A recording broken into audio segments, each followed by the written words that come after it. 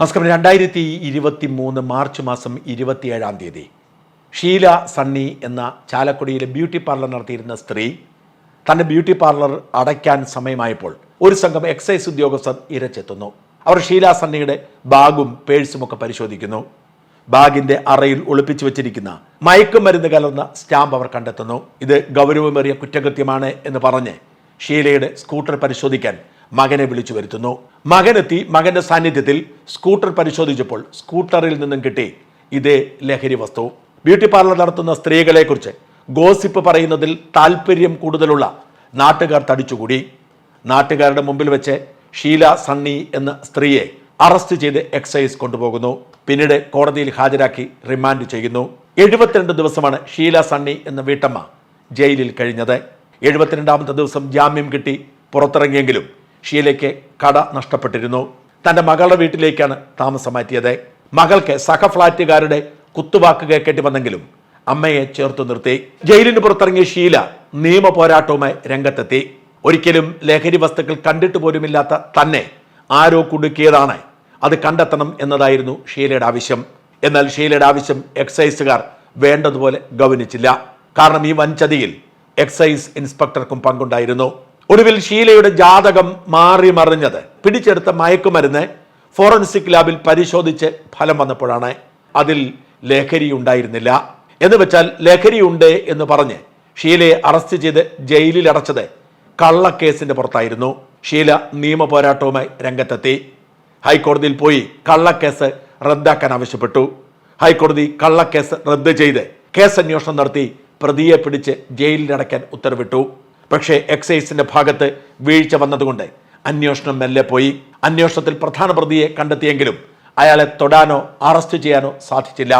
ബാംഗ്ലൂർ ആസ്ഥാനമായി ഗുണ്ടാ പ്രവർത്തനം നടത്തുന്ന നാരായണദാസ് ആയിരുന്നു ഈ ചതിയൊപ്പിച്ചത്.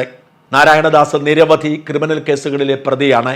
ലഹരി വാഹനത്തിൽ കൊണ്ടുവച്ചും വീട്ടിൽ കൊണ്ടുവച്ചും കൊടുക്കുന്നതിൽ ഹണി ട്രാപ്പ് നടത്തുന്നതിലൊക്കെ വിദഗ്ധനായിരുന്നു നാരായണദാസ്. ഈ നാരായണദാസിനെ ഷീല സണ്ണി കണ്ടിട്ടേയില്ല, ഒരു പരിചയവുമില്ല. പിന്നെ എങ്ങനെയാണ് നാരായണദാസ് ഷീലയെ കൊടുക്കുന്നതിന് വേണ്ടി ഈ വ്യാജ മയക്കുമരുന്ന് ഷീലയുടെ വാഹനത്തിൽ കൊണ്ടുവച്ചത്?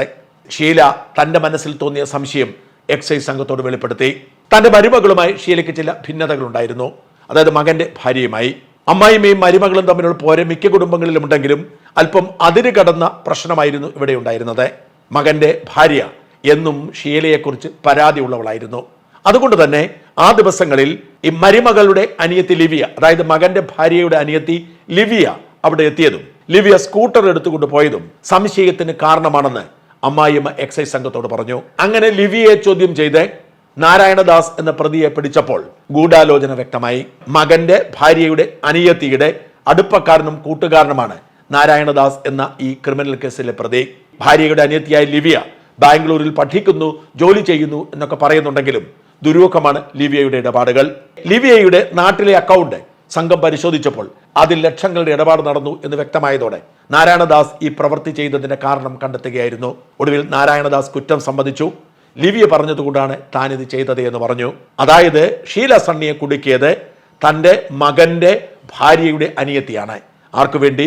മകന്റെ ഭാര്യയ്ക്ക് വേണ്ടി, അല്ലെങ്കിൽ മകന് വേണ്ടി. പക്ഷെ എന്നിട്ടും കേസന്വേഷണം ഒരിടത്തും എത്തിയില്ല. നാരായണദാസ് മുൻകൂർ ജാമ്യവുമായി ഹൈക്കോടതിയിലും സുപ്രീം കോടതിയിലും പോയി. അവർ 72 ദിവസം ജയിലിൽ കിടന്നതല്ലേ, ഇനി കുറച്ച് ദിവസം നീയും ജയിലിൽ കിടക്കേ എന്ന് പറഞ്ഞ് സുപ്രീം കോടതി ജാമ്യം തള്ളി. പക്ഷെ നാരായണദാസിനെ കണ്ടെത്താൻ എക്സൈസിനോ പോലീസിനോ കഴിഞ്ഞില്ല. നാരായണദാസ് ഇപ്പോഴും ഒളിവിൽ തന്നെയാണ്. കൂട്ടുപ്രതിയായ ലിവിയ താൻ നിരപരാധിയാണ് എന്ന് പറഞ്ഞ് മുൻകൂർ ജാമ്യാപേക്ഷ കൊടുത്ത് മുൻകൂർ ജാമ്യം നേടി. കേസന്വേഷണം ഏതാണ്ട് നിലച്ച മട്ടിലായി. ഷീല സണ്ണിക്ക് ജീവിക്കാൻ നിവൃത്തിയില്ലാത്തതുകൊണ്ട് ജോലി തേടി ചെന്നൈക്ക് പോവേണ്ടി വന്നു. പിന്നീടാണ് ഷീല തനിക്ക് നഷ്ടപരിഹാരം വേണം എന്നാവശ്യപ്പെട്ട് ഹൈക്കോടതിയെ സമീപിക്കുന്നത്. ഒരു ദിവസം ജയിലിൽ കിടന്നതിന് 1 ലക്ഷം രൂപ വീതം 72 ലക്ഷം രൂപ നഷ്ടപരിഹാരം വേണമെന്നാണ് ഷീലയുടെ ആവശ്യം. ഹൈക്കോടതി അനുഭാവപൂർവ്വം അത് പരിഗണിച്ചു. കോടതി കേസ് പരിഗണിച്ചപ്പോൾ കേസന്വേഷണം ഒരിടത്തും എത്തിയില്ല എന്ന് കണ്ടെത്തി. കോടതിയുടെ നിശിതമായ വിമർശനവും ഷീല സണ്ണിയുടെ നിസ്സഹായാവസ്ഥയെക്കുറിച്ചുള്ള വാർത്തകളും പുറത്തു വന്നതോടെ ഒടുവിൽ പ്രത്യേക അന്വേഷണ സംഘത്തെ നിയോഗിച്ചിരിക്കുന്നു. വി കെ രാജു എന്ന കൊടുങ്ങല്ലൂർ ഡിവൈഎസ്പിയുടെ നേതൃത്വത്തിൽ പ്രത്യേക അന്വേഷണ സംഘം കേസന്വേഷണം ഇന്നലെ വീണ്ടും ചൂടുപിടിപ്പിച്ചു. ഇതുവരെ അന്വേഷിച്ചിരുന്നത് എക്സൈസിന്റെ ക്രൈംബ്രാഞ്ച് സംഘമായിരുന്നു. പോലീസ് ആദ്യമായാണ് കേസ് ഏറ്റെടുക്കുന്നത്. വി കെ രാജുവിന്റെ നേതൃത്വത്തിലുള്ള സംഘം ആദ്യം ചെയ്തത് ഷീല സണ്ണിയുടെ ഭർത്താവിൻ്റെ മൊഴിയെടുക്കുകയായിരുന്നു. ഷീല സണ്ണി ഇതുവരെ പറഞ്ഞ മൊഴി ആവർത്തിച്ചു. ഭർത്താവ് സണ്ണിയും ഇക്കാര്യങ്ങളൊക്കെ പറഞ്ഞു.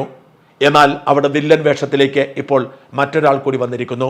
ഷീല സണ്ണി ജയിലിലായപ്പോൾ പോലീസിൽ പരാതി കൊടുക്കാനെത്തിയ മകൻ സംഗീത് കൂറുമാറിയിരിക്കുന്നു. മകൻ സംഗീതിന്റെ ഭാര്യയുടെ അനിയത്തിയാണ് യഥാർത്ഥത്തിൽ മുഖ്യപ്രതിയാവേണ്ടത്. മുൻകൂർ ജാമ്യം കിട്ടി സുരക്ഷിതമായി കഴിയുകയാണ് ലിവിയ. ഈ കേസിൽ ഏറ്റവും പ്രധാനപ്പെട്ട സാക്ഷിയാവേണ്ടത് സംഗീതാണ്. എന്നാൽ സംഗീത് അന്വേഷണത്തോട് സഹകരിക്കുന്നില്ല. പോലീസ് സംഘം സംഗീതിന് നോട്ടീസ് കൊടുത്തിരുന്നു, മൊഴിയെടുക്കാൻ വരണമെന്ന് ആവശ്യപ്പെട്ടിരുന്നു. ആദ്യമൊക്കെ ഓരോ കാര്യങ്ങൾ പറഞ്ഞ് ഒഴിഞ്ഞുപോയി. പിന്നീട് മൊബൈൽ ഫോൺ സ്വിച്ച് ഓഫ് ചെയ്ത് സംഗീത് മുങ്ങി. പോലീസ് സംഗീതിനെ അന്വേഷിച്ച് വീട്ടിൽ ചെന്നപ്പോൾ അവിടെയില്ല. സംഗീതിന് ചാലക്കുടിയിൽ ഒരു കടയുണ്ട്, അവിടെയുമില്ല. മൊബൈൽ ഫോൺ സ്വിച്ച് ഓഫ് ചെയ്തിരിക്കുന്നു. അതായത് തൻ്റെ അമ്മയെ ജയിലിൽ അടച്ച കാപാലികരെ സംരക്ഷിക്കാൻ മകൻ കൂറുമാറിയിരിക്കുന്നു എന്നർത്ഥം. ഭാര്യയെ പേടിയുള്ള ഭർത്താക്കന്മാർ ഈ നാട്ടിൽ പുതിയതൊന്നുമല്ല. എന്നാൽ ഭാര്യ പേടി മൂത്ത് സ്വന്തം അമ്മയെ ജയിലിൽ അടച്ച ക്രിമിനലുകളെ സംരക്ഷിക്കാൻ വേണ്ടി മൊബൈൽ ഫോൺ സ്വിച്ച് ഓഫ് ചെയ്ത് മുങ്ങുന്ന ചതിയന്മാരായ മക്കൾ ഈ നാടിന് അപമാനമാണ്. സംഗീത് ചതിയനാണ് എന്ന് പോലീസ് സംശയിക്കുന്നു. ബോധപൂർവം അന്വേഷണം അട്ടിമറിക്കാൻ സഹകരിക്കാതിരിക്കാൻ സംഗീത് ശ്രമിച്ചുകൊണ്ടിരിക്കുകയാണ് എന്നാണ് പോലീസിന്റെ സംശയം. പോലീസ് ഏതാണ്ട് 3-4 ദിവസമായി സംഗീതിനെ ട്രേസ് ചെയ്യാനുള്ള ശ്രമത്തിലാണ്, കണ്ടെത്താൻ കഴിയുന്നില്ല. മരുമകളുടെ ചതി ഷീലയ്ക്ക് മനസ്സിലാവും, പക്ഷേ മകന്റെ ചതി ഷീലയെ തകർത്തിരിക്കുന്നു. ഈ സംഭവത്തിന് ശേഷം ഷീലയും മകനും തമ്മിൽ കാര്യമായ ബന്ധമൊന്നുമില്ല. മകൻ ഒരു കാര്യത്തോടും സഹകരിക്കുന്നില്ല. ഈ കേസിൽ തൻ്റെ ഭാര്യയുടെ അനിയത്തിയെ പ്രതി ചേർക്കാൻ ശ്രമിച്ചതിൽ അമ്മയോടുള്ള പരാതിയിൽ മുമ്പോട്ട് പോവുകയാണ്. എന്നാൽ തനിക്ക് നീതി കിട്ടിയേ മതിയാവും. 72 ദിവസം ചെയ്യാത്ത കുറ്റത്തിന് ജയിലിൽ കിടന്ന തനിക്ക് വെറുതെ ഇരിക്കാൻ കഴിയില്ല എന്ന ഉറച്ച നിലപാടിലാണ് ഷീല സണ്ണി. എന്തായാലും ഇത്തരം മക്കളൊക്കെ ജന്മം കൊടുക്കുന്നതിൽ ഭേദം മക്കൾ ഉണ്ടാവാതിരിക്കുന്നത് തന്നെയാണ് നല്ലത് എന്ന് പറയാതിരിക്കാൻ നിവൃത്തിയില്ല.